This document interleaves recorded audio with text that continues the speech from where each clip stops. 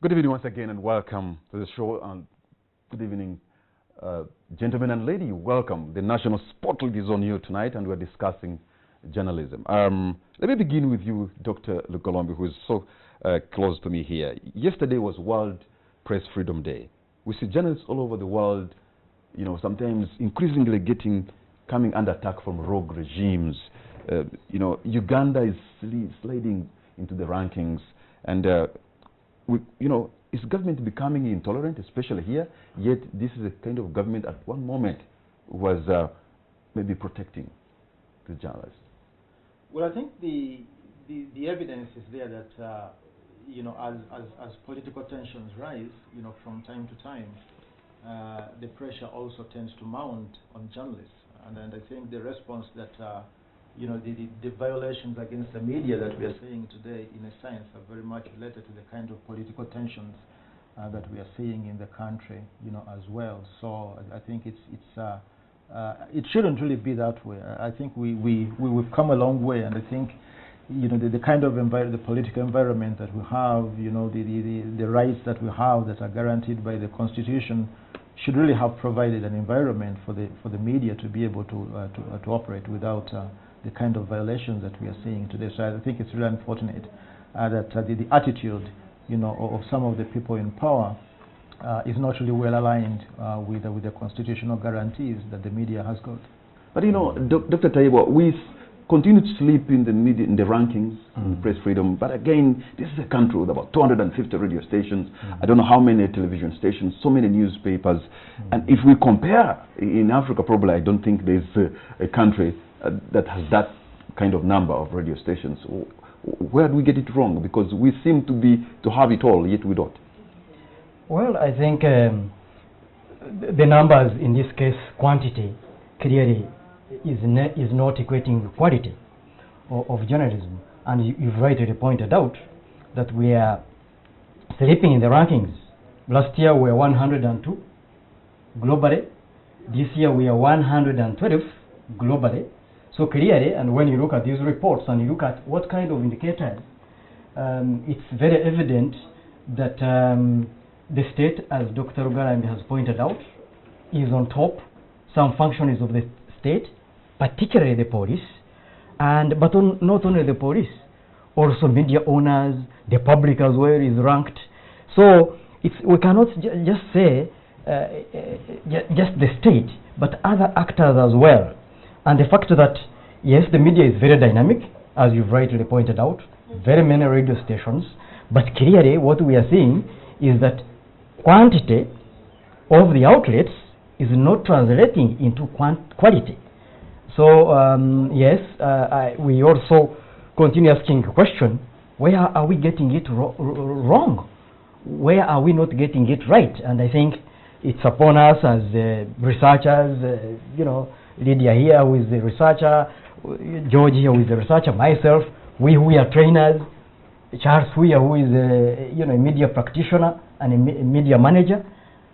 What should we do to make sure that, you know, we get the right balance between quantity and quality? So it's a very big question. How do you do it, Lydia? How do you do it? I think speaking press freedom in particular, I think the media has not been as proactive in promoting it as a right, as a matter of governance. And I mean, year after year in the Afrobarometer survey, I am always shocked. Nearly half of Ugandans believe the state should censor the media. That is after, you know, what is it, since the 1995 Constitution was enacted with a very progressive right to free expression, including media freedom provision.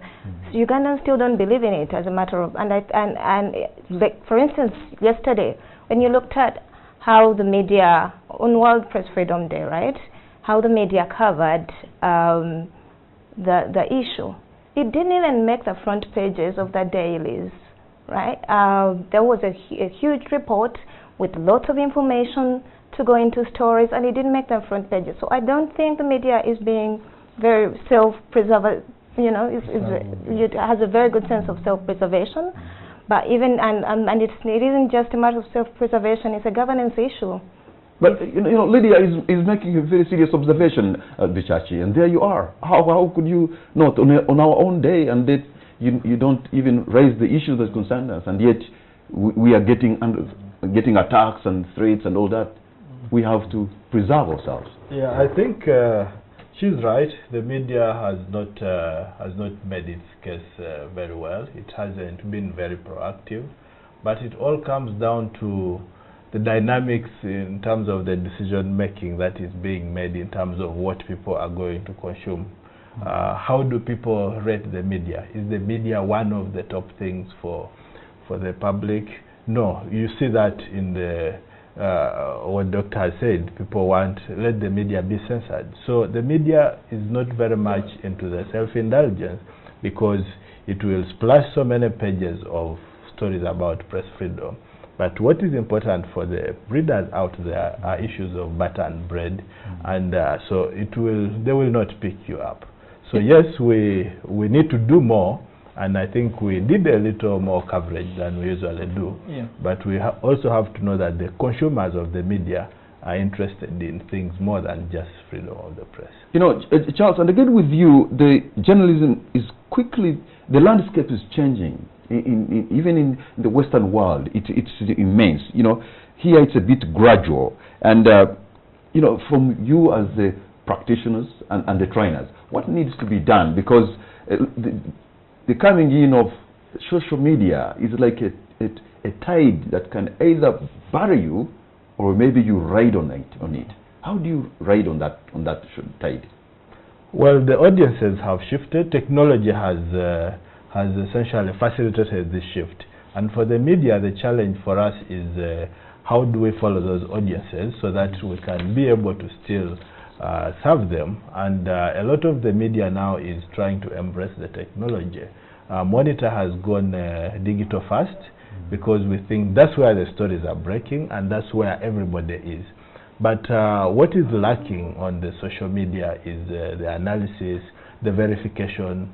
Just in the last 2 days, 2 very prominent Ugandans were announced dead on social media.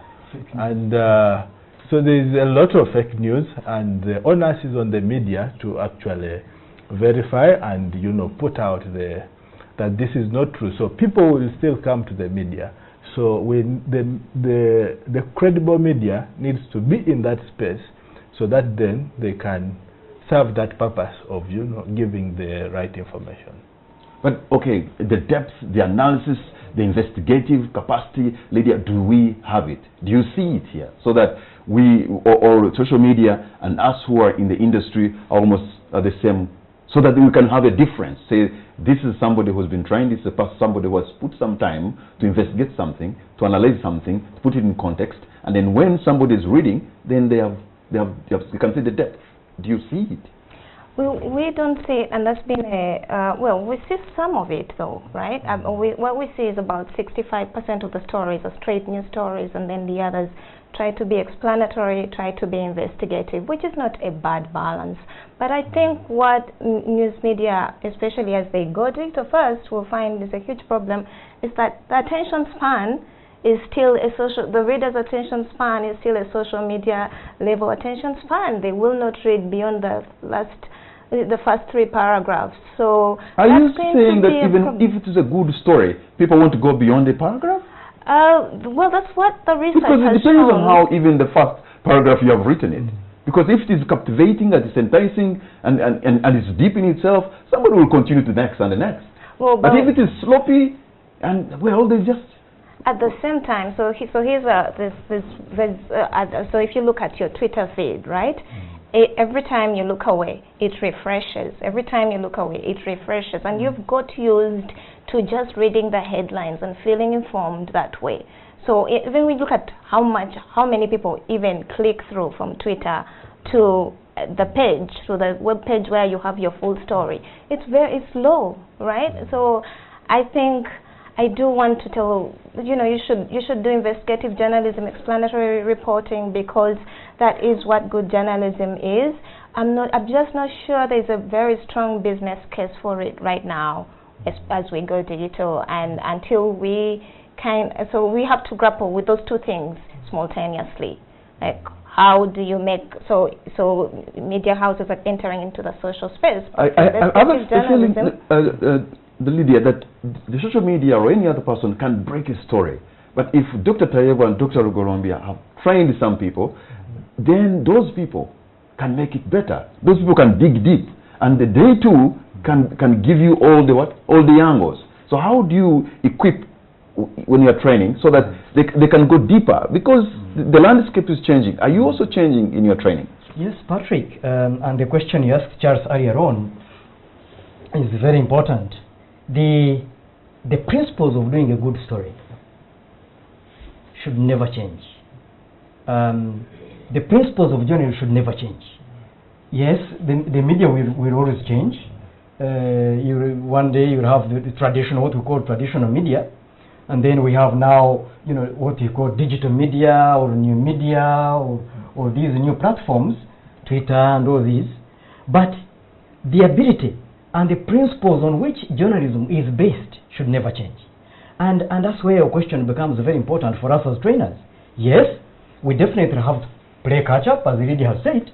We cannot ignore how important Twitter is, how important Twitter feeds are, how important Facebook is as a news source, but also as media in its own right, how WhatsApp has become very important.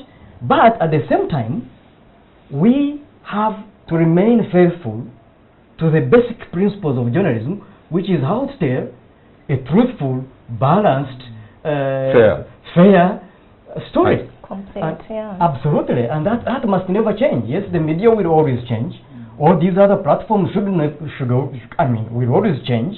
But the ability to tell a good story, Patrick, that should never change. And we, as trainers, must bear that in mind, and we should never get away from that principle. Dr. Golombi, let me read for you the Guardian editor-in-chief, Catherine Vayner, in her article titled "How Technology Disrupted the Truth." She says that it is threatening the funding of public interest reporting and ushering in an era where everyone has their own facts, but the consequences go far beyond journalism. Is this not likely to be the consequence today, that social media spews falsehoods akin to yellow journalism? Well, I think in a sense, because of the many different choices that people have, and the level of control that social media, like all digital technologies, and the kind of control it gives people, you and I as individuals, are able to generate and produce content in ways, that were not possible before. So I can witness an event, and tweet, and share, a picture, whatever, by WhatsApp and all other platforms. And so we have the media, institutionally, or the corporate media, as it's organized, is very much in competition with individuals. And so there are a lot more, opportunities for people to share, but also, a lot more opportunities for things to go wrong, by people being too quick, to share information that may not be true. I think, as Charles said, there was the example over the last 2 days, of two public figures being, announced, as having passed on, which wasn't true. But I think one of the things that I also... That's also even traditional media. In most cases, there are stories which you get wrong, and we always run apologies. Yeah, sure. But I think because the traditional media has got mechanisms for gatekeeping, there is a better chance to sort of control things and get things back in line. There are about 3 or 4 people who are going to go through a story before it goes on air. Exactly. Right. But I think Patrick, I think there is also a positive thing that we have to also take recognize, is that the level of information literacy, in my view, has also improved among citizens. Because I was actually so gratified that in some of the WhatsApp groups in which I am, when some of this information came out about many, public officials, having passed on, people were very skeptical. They asked, that are you sure? Why are you quick to post this information? In fact, people were already sanctioning, the people who shared this information, and very, very quickly, people are beginning to police themselves. So I think as we look at the negative that might be happening, they're also evolving in some way. Exactly. I think information. Lydia, okay. There's an opportunity in that for established media, because I think actually fake news not to dance on the graves of Facebook and Twitter too early, but fake news has been a good thing for traditional media, because when people realize, oh, I can't trust what my friends share, I need to turn to somebody else who is paid to make sure that they got the story right. They actually come back more to it. So the New York Times has seen a huge increase in their data subscriptions in the wake of Trump, which I think would have been the opposite. So there's an opportunity in there for us. But now, how can we incorporate the good aspects of digital media, but yet guard against what or the dangers of, should I call, the clickbait syndrome, where you have the 1 million likes and everybody, that kind of stuff? Oh, I think we have to see social media or the digital platforms as a different platform from our traditional ones, but not necessarily better or more preferable to the traditional ones. So I think it's important to try to be good in all these products. People will buy your physical paper for the depth reporting. They also want to see you breaking news on social media. So can you see those products and just keep their strengths, as opposed to going for one and letting the other die, or never going into the other because you're overprotecting the old? Mr. Chachi, what do you make of the clickbait syndrome, where the Daily Monitor, I'm sure you want 1 million likes, and of course NTV you also want 1 million likes. At the end of the day, it could just, if there's a scandalous story, I can tell you, people maybe will look there more. But if I have done a report on maybe an MDGs and it's deep, probably it won't get so many likes. And yet this touches more on the livelihoods of the people in this country. We are running the two parallel platforms of the online and then of course the traditional paper, and we try to make them feed into each other. And what we do is we monitor. We have what they call this technology, Chatbit, which monitors the actual engagement of our online audiences, and it has given us very, very interesting revelation. You will know what stories are drawing in people in real time, and it's giving you statistics. You have 1,000 people reading this story, and usually you will know the stories that are really engaging, and those are many times they are not the frivolous stories. They are very important stories. So it's not that the online audience necessarily only goes for the frivolous things. But of course the challenge is, how do you monetize? For the media, how do you get reward from all these clicks? How do you make money out of all this, the big online audience? That's the huge challenge, and nobody has been able to solve that. I think Lydia could attempt to give some answers. How do you say right on that? And unfortunately, like you said, nobody has figured it out. So it's kind of unfortunate, but it's also then makes practicing journalism and running news organizations right now really interesting. We have to figure that out. What about, Patrick, what about day-to journalism, what we call day-to journalism? Could it be one of those solutions to what Charles is saying? So Charles, you look at all these, what Patrick was referring to, the stories that are inviting a lot of clicks, and I'm really gratified to hear what Charles is saying, that actually it's not the frivolous stories, the trivial stories, but even the important stories on your millennium sustainable development goals do also attract readership. So maybe capitalize on that and do what we call day-to journalism, where then the traditional journalism then takes on and then builds on to that, so that maybe that could be one of the solutions. Let me just supplement. I think that's what when we launched our Digital First, we also tried to transform the newspaper into a day-to. So you will notice that we break the stories, we do the stories first online, and then we go back to try and answer the question that the time could never allow you to do for the social when you're going online. So we are doing day-to, but it requires a lot of, it is gonna a complete mind shift for the journalists, and the training has to continuously go, and it's an experience that has to be built. I think we have already moved quite and still on that, Charles, I want to change the gear now and bring in today's Daily Monitor, Daniel Kalinaki, who's a journalist working with NMG opines that Ugandan journalism is caught in catch-22 situation.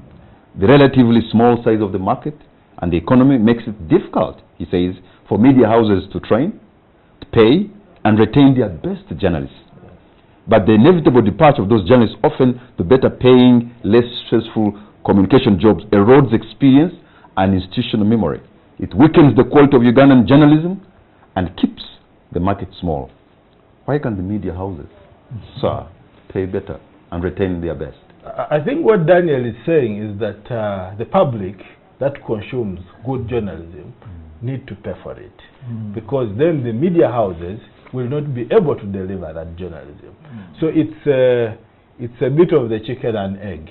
What should happen first? Is it the public that wants and should consume good journalism that should fund, or should the media houses first give this and therefore the public comes in? It's a difficult thing, but definitely that's the dilemma all media houses are facing, and we are having a lot of exodus of experienced people because of the issues of butter and bread. Dr. Lugolombi, back in the day, when somebody decided to work with Radio Uganda or work with a newspaper, they would come with passion. They want to work there for a long time, maybe even retire there. But today you want to use it as a springboard to another space. So why is the passion? Where did it go? So that you can say, this is what I want, no matter, well, the pay is good, but sometimes back in the day, people would just, I mean, you can skip lunch because you want to do a story. Well, I think there have certainly been generational changes. And I think these generational changes are not unique to the media industry. I think they are affecting a lot of professions. Recently, I think we just saw some reporting about what is happening to the to medicine, what is happening to the medical profession, what is happening to the engineering profession. I think the head of one of the professors at Makerere in the engineering school was quoted as saying that almost 80% of engineers graduating are actually not practicing as engineers. They are moving on to the things.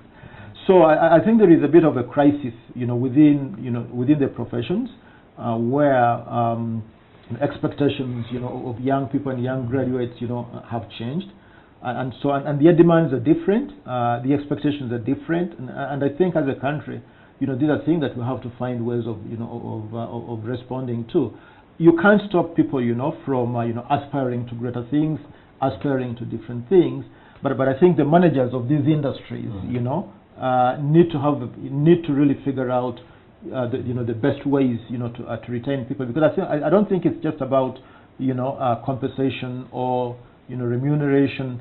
I think a lot of it is also about what a profession can offer you in terms of career growth. And I think to the extent that people or young people in particular do not see perhaps good opportunities for them to be able to be creative and innovate, they're definitely going to be able to. Is that the case? Because there are some still in the industry, in the trade, who have made it, who have succeeded, and well, even get better pay. But also, innovatively, you can grow in the industry and have a big following, but also get some good income. So, is it lack of creativity on our side that you want to jump ship and go somewhere else, yet you could stay on the same platform and Patrick, I mean, earlier on you talked about the lack of expansion of the media sector.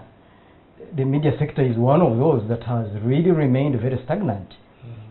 When I was a practicing journalist, or George, you recall, the number of news outlets that we had at the time, other than radio, Patrick, but these others, especially the print, has remained pretty much the same, Charles. I think you agree with me. Yeah. Or maybe, yes, exactly, or even shrunk.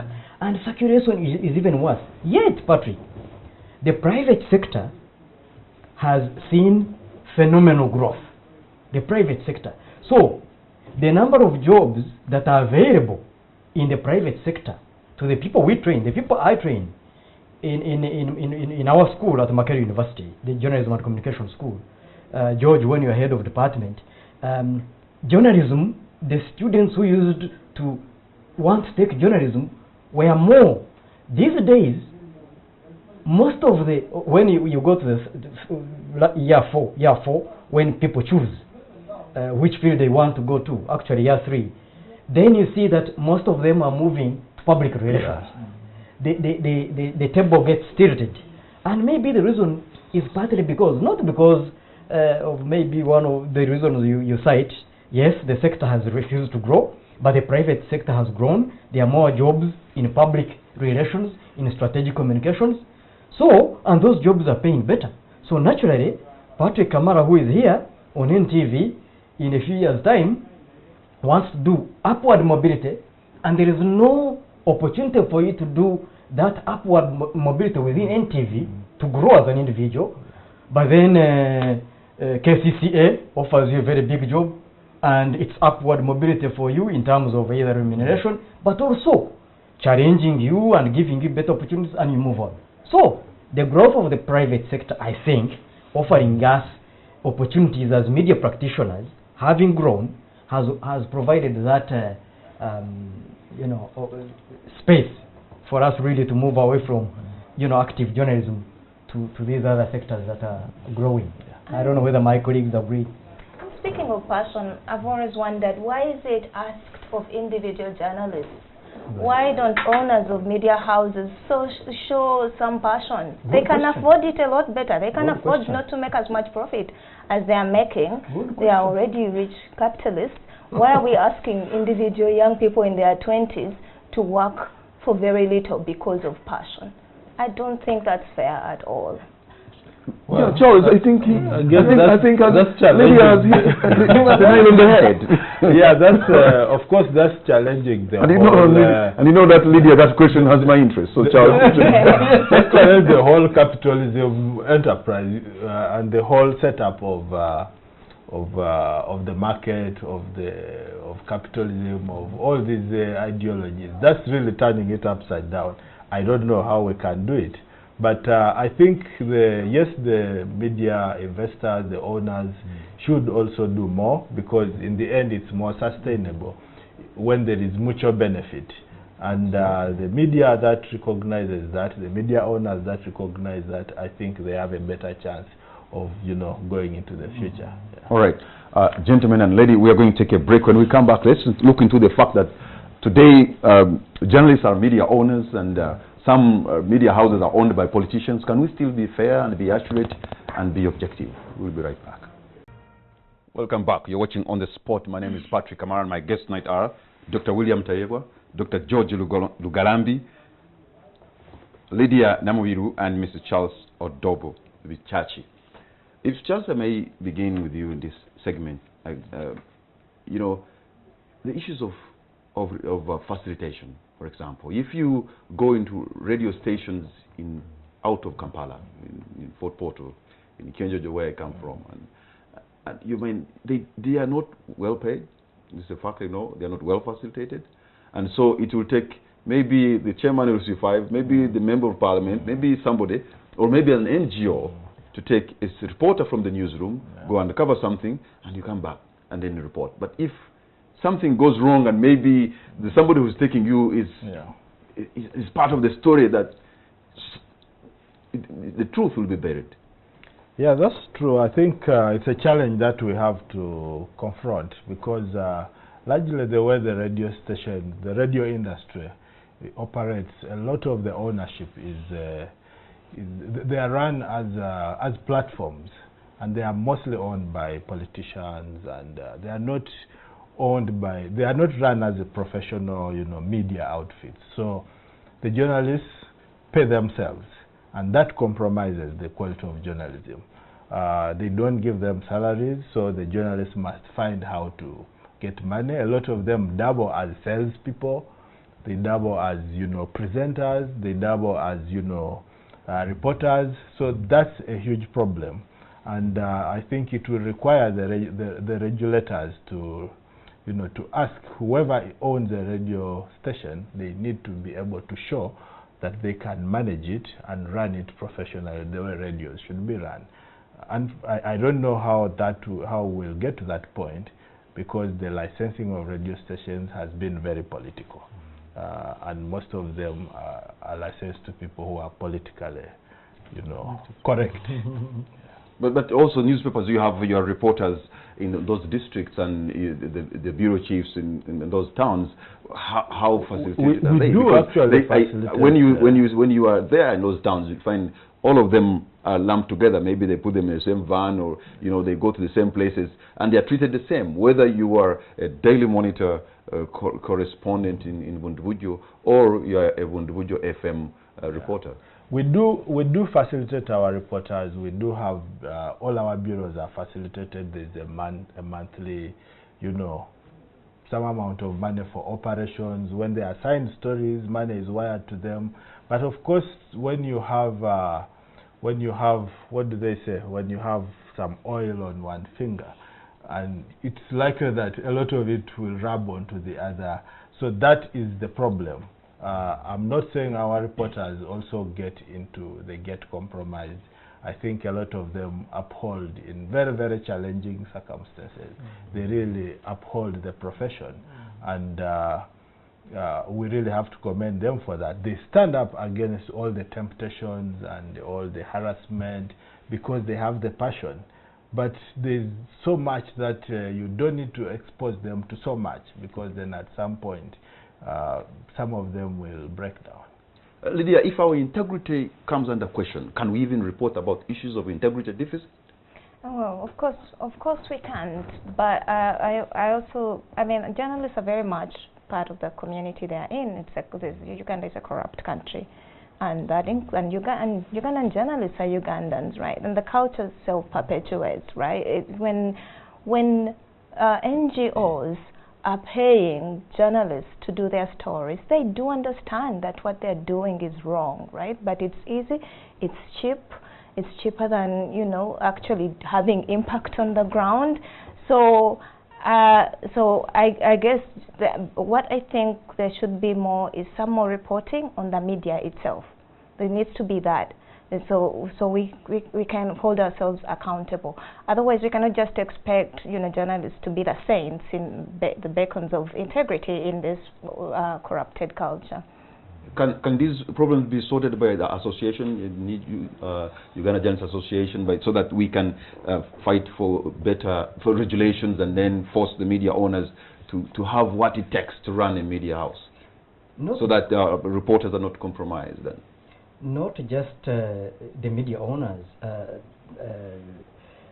but also, yes, obviously the media owners, but also the state, but also the broader spectrum, which is media literacy, as George earlier on mentioned, media and information literacy, to make sure that we educate the public out there to appreciate the fact that when this journalist reports, because most journalists do that job, as Charles has said, they do report that yes, we went to cover this event.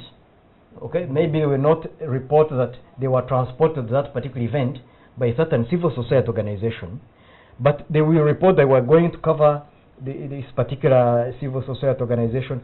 And if we have a public that is literate, media literate, then they will be able really to see through the fact that yes, this person was covering MTN, but also probably was transported to this event by MTN. So the level of truth there. But yes, I think there is need for us media organizations, organized media organizations like the one you talked about. Uganda Journalist Association, Human Rights, there are several others, Human Rights Network for Journalists Uganda. We used to have the East African Media Institute, Charles. George, during our time, we had NIJU, the National Institute of Journalists of Uganda. So an organized media fraternity would be able really to stand up some of these challenges and fight for the rights of journalism to do a good job. And I think we are not doing a good job in doing that. I mean, when you look at the incident of yesterday, Patrick, I don't know whether you are aware, there were two events organized by the Uganda Journalists Association, Lydia, and the splinter, the Uganda. splinter, opposing group within the same. Okay, UJA in opposition and UJA mainstream, and so it becomes very hard. So I think we as journalists, it's high time we as journalists really organized ourselves on one front, because one front I think would be able to stand for those kind of rights and issues that you are talking about, Patrick. So how do we, George, guard against the brown envelopes amid this, the poor background of poor pay? Well, I think a lot has to happen within newsrooms. In terms of management, leadership, continually, promoting within media institutions, the culture of values, professionalism, because I think beyond continuously emphasizing those values within the editorial context, it's really very difficult, because unless really journalists really believe in those values, starting right from the classroom, but also reinforcing those values within the work environment, it becomes very difficult to have the kind of change that you would expect to see. So I think continuous engagement, our editorial leaders, newsroom managers, have to continuously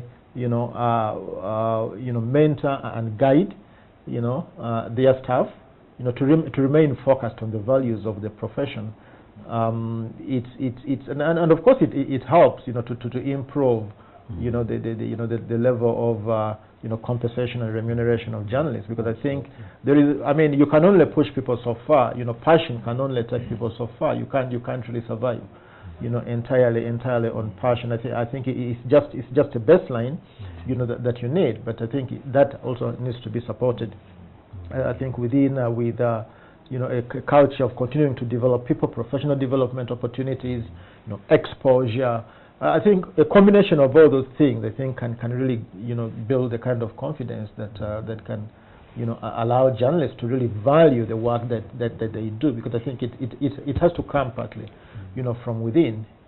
Do you, William, still see media houses giving reporters the time like they used to give you? For example, when you're back in practicing, we can spend it maybe a week or two or even a month investigating a story, and you go deep, and you get all the facts, or what I see more today is more of a conveyor belt, putting things and they're running, as opposed to the deep analysis and in-depth research. Patrick, when you go beyond page 1 or page 2, page 3 of when I'm talking about newspapers, my background is of course print journalism. You'd see that kind of journalism, Patrick. You really see that kind of journalism. Not necessarily maybe on conventional political issues, but on health, special reports. The special reports, environment and agriculture, and all these other issues that are extremely important, actually. And we tend not to look at those, and there is a very good quality journalism that is taking place in that respect. But Patrick, I also wanted to say something very brief on your previous question, and it is, can't we in journalism really start thinking about new models of doing journalism, of doing the kind of quality journalism that we are talking about? We see media institutions like Uganda Radio Network, for instance. I'm giving you one example. Uganda Radio Network, which goes out there with good funding from donors. I think they get most of their funding from DGF. Anyway, from the donor community. But they have the capacity to go and do good journalism, investigative journalism, the kind of journalism that you are talking about, Patrick. And then they provide this, to media houses, and radio stations buy this kind, or they subscribe to this journalism. Maybe that's a model that we should explore. Think about other models of doing quality journalism. Not necessarily a departure. I know Acme, you have those grants where you offer grants to journalists to do really investigative pieces, and those journalists, after doing those investigative pieces by an academic grant, they bring it to NTV, they bring it to Charles, and Charles runs it in his newspaper. Patrick will run it on NTV, and journalism is better. So these kind of models, I mean, to rethink the kind of the models. Now talking about, because as actually you run annual competitions or something like that. So are we getting better? Are our reports deeper and more analytical? Do you see an improvement from the angle of Africa Center for Media Excellence? Yeah, are we getting better? Maybe not, but we are becoming more aware of where we fall short, right? And so there's a much a much more concrete sense that of what good journalism looks like, I would say. So but I mean, a competition like the awards, of course, people put in their best work. It's not the greatest, it's not the best measure of whether or not we are getting better, because everybody's putting their best foot forward. But say our research, shows. I'm not sure we're getting better, but we're getting more aware, and you see a real sense of what to change. Like in our media monitoring for elections, when we told people that you're not talking to women, the subsequent month you'd actually see people talking much more to women. So I think there is, it's early, it's so early to tell whether or not we're getting better, but there's a real drive to get better. Charles, the issue of advertising revenue versus the balancing the story. The state is a major advertiser, and can you hound them with your facts at the same time go to them looking for advertising revenue from them? And then how do you balance that, by the way? Because if they denied you advertising money, you'd collapse, and they can easily do that. Yeah, that has been the old, contest between the state and especially the private media. And the private media, we have had to make decisions and say, look, where is our primary interest? Our primary interest is in serving the readers and the Ugandans. And yes, we have had a lot of friction with the state. And not just the state, even the private sector is increasingly trying as well to leverage their advertising muscle. But then, if you play to that, then you lose the audiences, and then the advertisers will not come. So, as Monitor, what we do is our primary goal is to serve the interests of the public and of the readers. So, where we have had such contestations, always we will look at our primary interests. It doesn't come easy, and a lot of people in government, in private sector, some of them, not even at an institutional level, but at a personal level, they'll try to flex. But when you take it beyond them, and then the others are able to see that, look, it doesn't pay because they want to get this information out as well. And the media is the only forum they can use, and especially media that's credible now. George and William, what do you see today as the biggest challenge facing the media, apart from the new media? What threats do we face? Well, I think they haven't changed for quite a long time. Part of it is really the sustainability, of media products, really sustaining, and especially from a commercial perspective, doing good journalism, because I think sustaining media business should be able to translate, in good journalism, and good journalism, I think, as Daniel Kalinaki argued today, is really the best bet in terms of, attracting and keeping audiences. So I think it's really about, those, news investors in the media, providing the funding, the resources that are really necessary to be able to, to support, in-depth reporting, investigative reporting, analytical reporting, to be able to really, influence, the way people think about their country. So I think to the extent that, investors in the media industry, media products can be persuaded and really made to sort of given a compelling reason to want to really invest their money in good journalism, For me, I think that is really where that's where really the crux of the matter is. If that doesn't happen, and it's been an old debate, I see no way you can really sustain good products and audiences. Patrick, yes, to answer your question, I think one of the, I mean, we know the usual culprits, but I think one of the biggest challenges that is probably insidious. We know that, of course, the advertisers, the people who sustain the media, particularly the private media, but also even government media. Government is a very big advertiser. So if someone, advertising revenue is a big deal. It's a very, very big deal. It sustains the industry. Readership has been going down, as Charles, I think you mentioned that earlier on. Readership has been going down. So the readers out there can no longer sustain the industry. So who sustains the industry? The advertisers. Now, if the media owners know that the people who sustain the industry are the advertisers, and you bring a story that is damning to any of those advertisers, that story is not going to run. And by so doing, that really weakens journalism. Is that the case, and that Charles? is something that is that the case, we Charles? tend You're a to practitioner. ignore. I know you can take on President Museveni, you can take on the army commander, but can you take on those big advertisers? Those big advertisers? Big ones. Especially when you find they have erred in some way.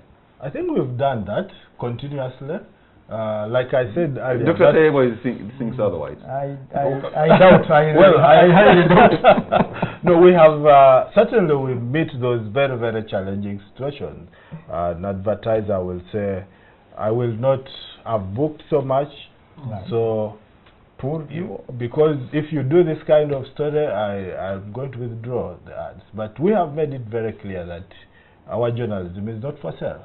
So we always will weigh, and Good for you. Definitely we will run the story if we think really it's a good story, it's in the interest of the public.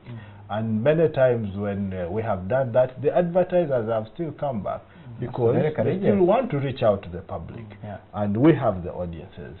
But of course, it's a confrontation every day. Okay, gentlemen and lady, we are going to take a break, and when we come back, I'll be opening the line so that you at home or wherever you are, you can make your contribution on where we think we are as media in the 21st century, 2017. We'll be right back. Welcome back. You're watching On The Spot. My name is Patrick Amara. My guests tonight are Charles Odobu Bichachi, Lydia Namubiru, Dr. Tayebwa, and Dr. Rugalambi. So now, where are we headed? You said the principles will remain the same, and we have the challenges of the new media. How can we, and I've seen, for example, the Daily Monitor, New Vision, and others trying also to evolve in some way, have the online stories, and then you break the stories so that you can follow. But are people really, like Lydia said, are they really interested in reading one sentence, 140-something characters, and that's it?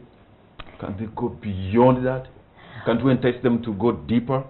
Within that environment, I think yes, people want to read very little. But that doesn't mean that you cannot, so treat social media as a fast How do you reach that conclusion that they want to read very little? Well, that's what the research shows. I mean, it's been very defeating, but I think what how media houses are reacting to that is using those platforms as a sort of meeting point. You meet the readers from what they like and what they don't. You get a better sense of them, and then you start to make customized products. Like now, you're seeing a lot of media houses going into newsletters, and you subscribe, so they get. From the social media, they know you like the movies, so you subscribe to their movies newsletter, and that comes with advertising and so on. Or you like politics, so you subscribe to their political newsletter, and that comes with advertising and all that. So I think while they are on Twitter or on Facebook, you can't really interest them in a lot of content because it's an avalanche. They're being hit with too much information, but you can send them a newsletter over the weekend. Let me involve Charles before you come in. Involve some people who are watching right now, and maybe they want to make a contribution. I have a call online. Hello. Hello. Good evening, sir. What's your name and where are you calling from? Good evening, Joseph. Baong. I'm calling from Mperere. Mperere. Yes. Your name, sir? Baong Bernard. Bernard, go right ahead, sir. All right. Thank you very much for the show.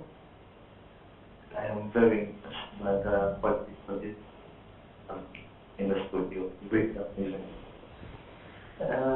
Just want to raise one comment, and it's about the leadership that we have in the country. Lydia has noted the rule, and I'm thinking that this is. I know. I think we have lost the connection to Bernard in Imperial. Let me pick another call online. Hello. Okay, now as we get some more. So I wanted just to chip in from the way we monitor the traffic on our website and on our online platforms. We are able to tell where the audiences are coming from, whether people are using mobile phones or they are coming onto it from desktops or from from the different gadgets. So you realize that the majority of people are essentially coming from the smartphones. Now the smartphones, there's only so much you can do in terms of reading a story. So that perhaps in a way influences how much time people spend on stories, on reading specific stories. Okay, let me also involve some other people here. I have a call line. Hello. Could you turn down the volume of your TV? Then we can have a better conversation. Hello. Hello, sir.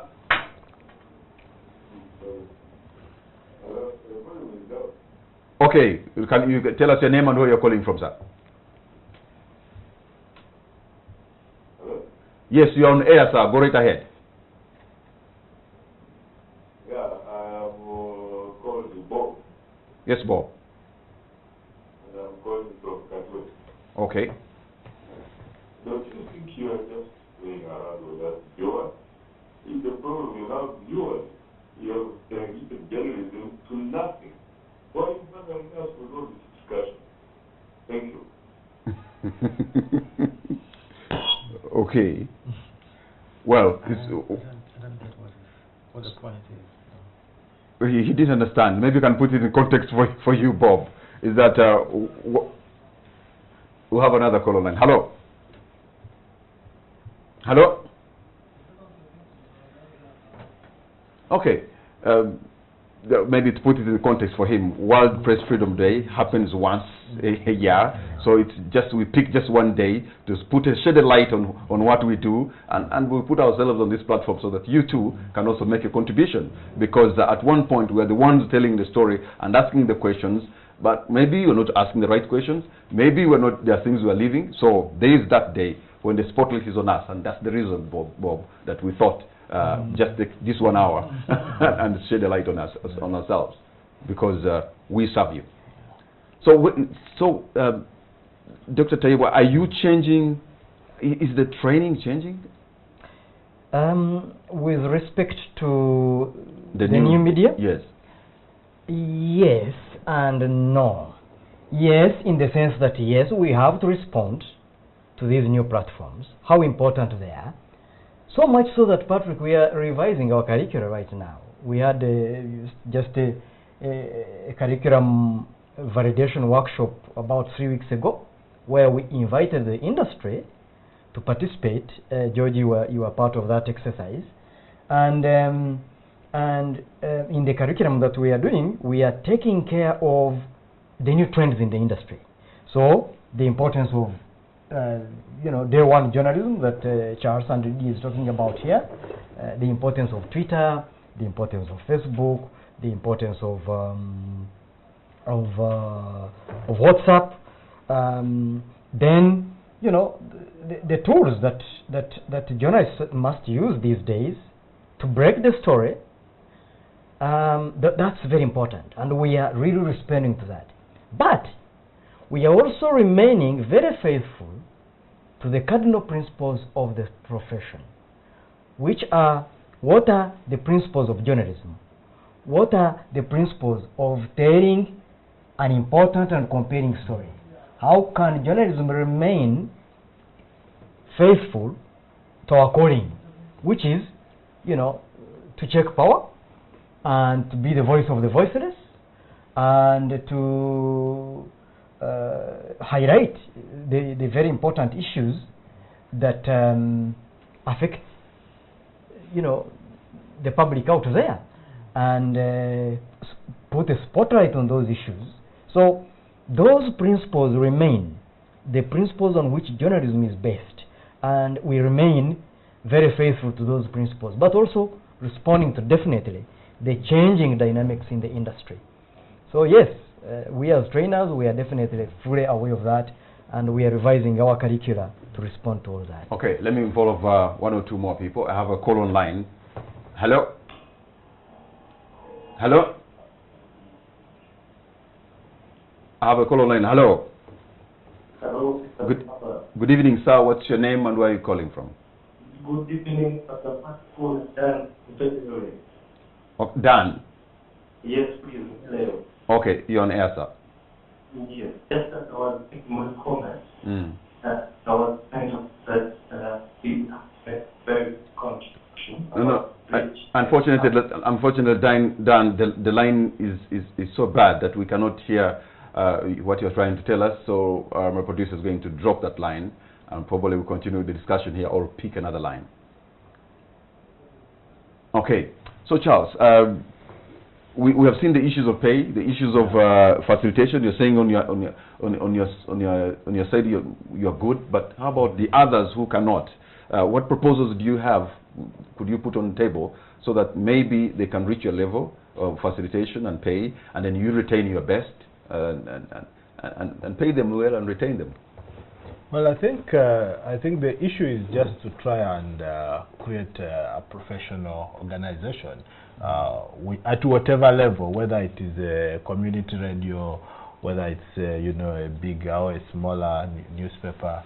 It's just to run it professionally, to know that you need to have this investment, you need to have staff, you need to facilitate them. So it's all about who runs the media and who owns the media. And like for the radio, which is highly regulated, I think perhaps the state and the regulators might have a way perhaps of demanding that your license, do you have ABCD? Can you tick this? Then that will ensure that the media owners are able to pay their workers properly, and that that they follow the basics of running a media station. Right now, if you allow people to run media as kiosks, then you run into this kind of problem that then the journalists must survive within that kiosk, and then that waters down the quality. Dr. Tewa, is the ranking as we slip downward, is it fair? Because I see in the region, well, our neighbors in the south, they seem to have to be on top. I'm talking about Tanzania, and yet I don't think it could not be a fair case. Well, I think it is easier to do this trade here than it could be. You mean the ranking in terms of freedom. readership or freedom of expression? Yeah. No, look, Patrick. I mean, you just have to look. This ranking is on. They are ranking nations on freedom of expression, the environment that allows the media we journalists and also other actors in the media to express themselves freely.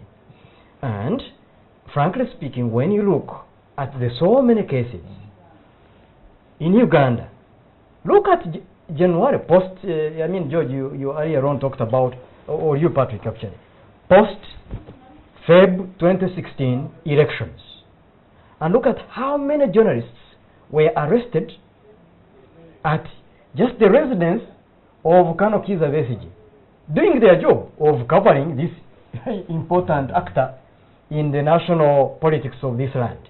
Okay, how many journalists were arrested? And you go on. February, then went into March, and then we continued, and then of course yesterday, where an extra 7 were arrested.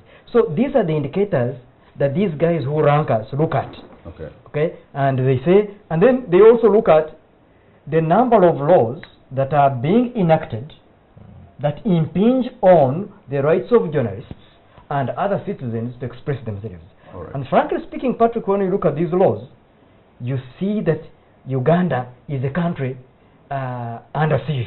All right. Our time is out. George, let me ask you to make your parting shot tonight, to give us your parting shot. Well, I think following up briefly on that point, I think the problem is not even so much the individual, incidents that we see, but I think the impact of those incidents, and especially the chilling effect that it has. Because the moment, a journalist gets arrested, or violated, one way or the other, other journalists begin questioning themselves. Is it really worth doing what I'm doing? And so you begin to have fewer and fewer journalists, or even fewer and fewer citizens, actually, even those who have legitimate issues to raise, willing to actually raise those issues. Absolutely. And that's why you end up people, going either to social media to vent, or other sorts of actions. I think the real danger, in my view, is really in the chilling effect that these violations have. Charles, your parting shot. Well, the media landscape is changing, and as media, we have to be a lot more dynamic to try and remain relevant and be able to continue playing our role. There are threats which have existed and they continue to exist, but I think we are able to stand up and still continue playing our role. Lydia, your concluding remarks. Yes, we've spent a lot of time today talking about the digital platforms. So yes, the media landscape is changing, and so is the frontier for media freedom. And I think there are many, many wars we won for legacy media, for mainstream media, that have just been completely eroded with new laws regarding computers, with new laws allowing surveillance of digital platforms, with new cybercrime units within government space. So I think as we're thinking of the media changing in terms of where we practice the journalism, we should also think about the legal regime and how it is ahead of us, by the way, in closing that space before we even get into it. Thank you very much, Lydia. Thank you very much, Charles. Thank you, Dr. Tayebwa and Dr. Lugalambi. And thank you at home for being a part of this. Let us remain, be fair, be accurate, and objective, as it were. And that will make our case better. Good night, and God bless Uganda.